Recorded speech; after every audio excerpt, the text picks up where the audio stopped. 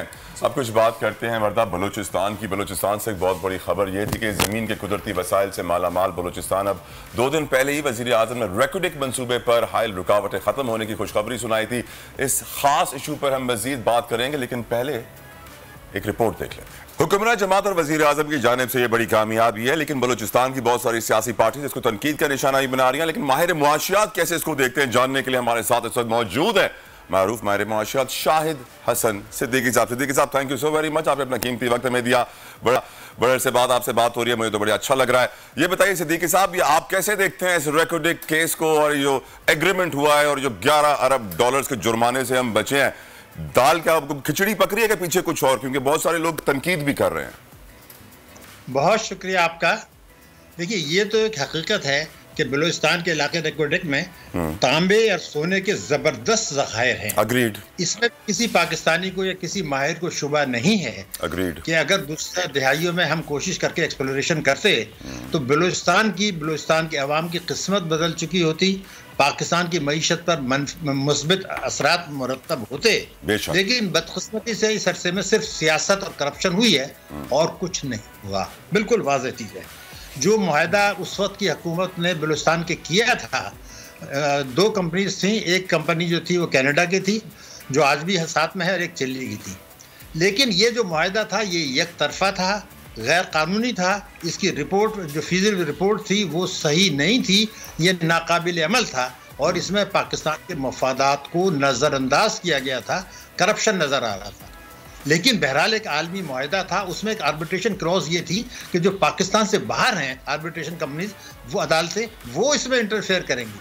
तो हमारी supreme court ने इफ्तिखार चौधरी साहब को बहुत शौक था, 184(3) के तहत लिया, बगैर मुज़मरात का अंदाज़ा किए उन्होंने लाइसेंस कैंसिल कर दिया। एक तरफा ऐसे होता नहीं है।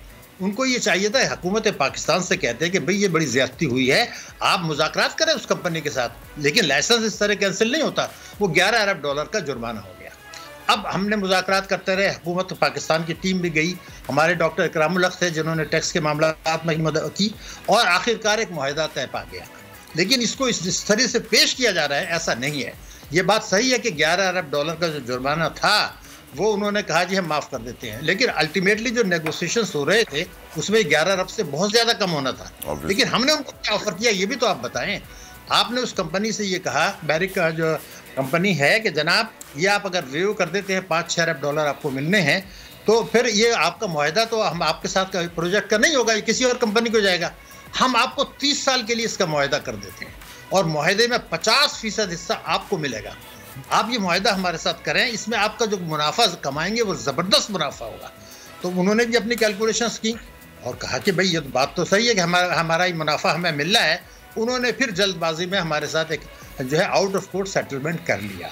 हुकूमत ने आज तक कौम को इसकी तफसीलात मुकम्मल नहीं बताई हैं। जैसे आपने कहा, बलूचिस्तान नेशनल पार्टी ने इस पर एतराज़ किया है। इसमें बहुत सारी मुश्किलात आएंगी, यकीनन आएंगी, इसमें कोई शुबा नहीं है। फिर अभी तो नई हुकूमत अगर आती है, बलूचिस्तान में नई हुकूमत आती है, वहाँ वो लोग क्या रवैया इख्तियार करते हैं, मैं उनको क्वेश्चन करूँगा कि आप बार बार खिलवाड़ नहीं कर सकते इंटरनेशनल एग्रीमेंट से। अगर ये गलत हुआ है या सही हुआ है, इस पर अमल दरामद करें। अलबत्ता नेगोशिएशंस में कोशिश करें इस कंपनी के साथ, क्योंकि आइंदा भी उनको काम करना है, तो उसको बेहतर बना सकते हैं। शाहिद साहब, लेकिन शाहिद साहब, सॉरी टू इंटरप्ट, लेकिन वजीर आजम इस वक्त मुश्किल में है। लग ये रहा है कि शायद वो चांसेस हैं कि एग्जिट कर जाएंगे।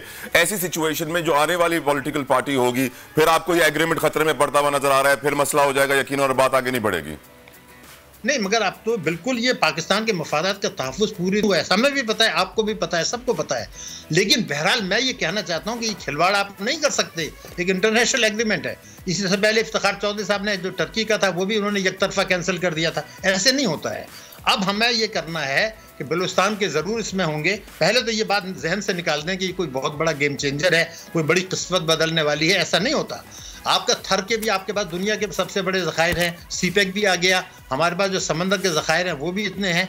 लेकिन आप अपना इन्वेस्टमेंट कहाँ कर रहे हैं? पहले तो सवाल ये, क्या इस दुनिया में एक मुल्क की सरमायाकारी से दूसरे की किस्मत बदलती है? तो बुनियादी सवाल है। हम तो कुछ कर ही नहीं रहे। आपने 8 महीने में 52 अरब डॉलर की इम्पोर्ट्स करके जो है 32 अरब डॉलर का तिजारती खसारा कर दिया।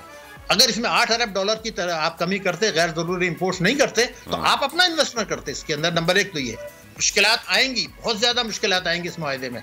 लेकिन अब हुकूमत को, बलूचिस्तान की हुकूमत को, हमारी पार्लियामेंट को, वफाकी हुकूमत को एहतियात से चलना होगा। उस कंपनी से फिर बात करें कि देखिए ये सब कुछ हो गया, आउटगोइंग हुकूमत ने कर लिया है, हम अब इसकी पाबंदी करना चाहते हैं, आपको आइंदा भी हमारे साथ काम करना है, आइंदा भी एग्रीमेंट्स मिले हैं, तो बराए मेहरबानी इसकी जो प्रोविजंस है उसमें हम दोबारा मुज़ाकरात कर लें। अब हम कैंसिल करने की लग्जरी नहीं कर सकते। लेकिन मैं बार बार कर रहा हूँ कि ये जो कह रहे हैं गेम चेंजर, किस्मत बदल जाएगी, ऐसा कुछ नहीं होगा। आप अपनी सरमायाकारी तो कर ही नहीं रहे हैं इसमें, तो ये फतेह का ऐलान जो कर रहे हैं ये गैर हकीकत पसंदाना है। बहुत बहुत शुक्रिया। शाहिद हसन सिद्दीकी साहब हमारे साथ मौजूद थे, पैगाम दिया कि don't count your chicks before they are hatched. हम बहुत पहले से ही अपनी चिक्स गिन रहे हैं और हम समझ रहे हैं कि गेम चेंजर डील हो गई है।